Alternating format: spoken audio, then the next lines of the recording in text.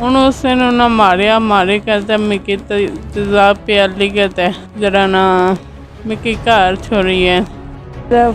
Refer किया इधर तो मिगी आना केड़े थाने जासो तुसा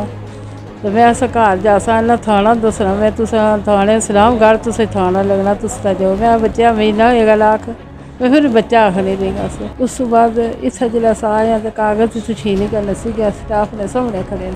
कागज। इस्लामगढ़ के नवाही इलाके सहार में इंसानियत सोज जुल्म महकमे सेहत के मुलाजिम शहराज अहमद वल्द रियाज ने अपनी 8 माह की हामिला बीवी को शदीद तशद्दुद का निशाना बनाकर तेजाब पिला दिया और बदमाशी से मेडिकल भी न होने दिया। इलाज करने वाले अमले को भी गालम गलोच किया और तमाम रिपोर्ट्स और दस्तावेजात छीन कर ले गया, मगर महकमे सेहत के जिम्मेदारान कार्रवाई तक न कर सके। मजलूम अस्पताल में भी गैर महफूज है और पुलिस भी ताहाल मुलजिम के खिलाफ कोई कार्रवाई नहीं कर सकी। मजलूम बीवी के वालिदा ने दरखास्त में मौक़िफ़ इख्तियार किया कि जालिम शोहर ने मेरी 8 माह की हामिला बेटी को तेजाब पिला दिया और जिस्म पर तशद्दुद के निशानात मौजूद हैं, मगर बाअसर दरिंदा सिफत की वजह ना मेडिकल हो सका और ना ही पुलिस ने ताहाल कोई कानूनी कार्रवाई की है। जालिम और दरिंदा सिफत शख्स अब जान से मारने की धमकियां दे रहा है, जबकि कानून नाफिज करने वाले इदारे तमाशाई बने हुए हैं। अवामी समाजी हलकों ने SSP मीरपुर राजा इरफान सलीम और चीफ जस्टिस आजाद कश्मीर से इंसाफ की अपील की है। 6 महीने गए सन उन्होंने घरेले सारे एक करने सारे मन रही बदन होई जाने सन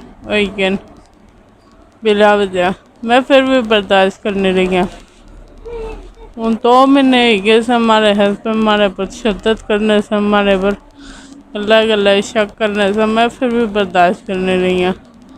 हूँ उसे ना मारिया मारे कहते मिकी तेजाब प्याली कहते जरा ना मिकी घर छोड़ी है इत्थै ते जिसलै मैं डॉक्टर पाया तो उन्हें सारा केस मारी मैं पता मारे भ्राऊ ना इंदा ने इन्हें कियां बिला वजह वो करन लगे मैं चले हमारी सोना गुजारिश है मैं इंसाफ दो करे तो मैं इंसाफ कर सा भरा भी जरा उन्हें पुलिस रखे वो भी ये गल आखी के गया सी मैं भी तो इन्हें भी इजाज़ मैं जिस उस बाद उन्हें रब्ता नहीं किया। एक बार मैं उस अपने भैन सामने मारिया वह भरा से बिलावल ना एक बार उसने सामने मारिया वो ना से गए सी और मार तो मैं अस घर जासा इन्हें थाना दसना मैं तुस थाने सलामगढ़ तुसें थाना लगना तुस जाओ मैं बच्चा मिगी ना होएगा लाख मैं फिर बच्चा आखने देगा मैं इस तरह ना तू कर अल्लाह ने ज़ात इंसाफ कर सका यतीम बच्ची गया तो इस तरह ना तू कर क्या करना इस तरह तू इत्थै पहुँचाई छोड़िया इस मुकाम पर तो उसी खुदा ने खौफ नहीं आया कि मैं इस तरह क्या करना बिला वजह तो फिर आना भाई तुसा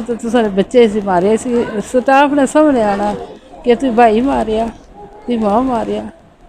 उस बाद इत्थै जिसलै अस आए तो कागज इत्थै छीनी करने सीगे स्टाफ ने सामने खड़े कोई क्या कागज में दाखिल कराना में लिहाजा असें कोई नाल सियासी बच्ची ना की कोई माँ बाप नहीं बर्दाश्त करी सकती।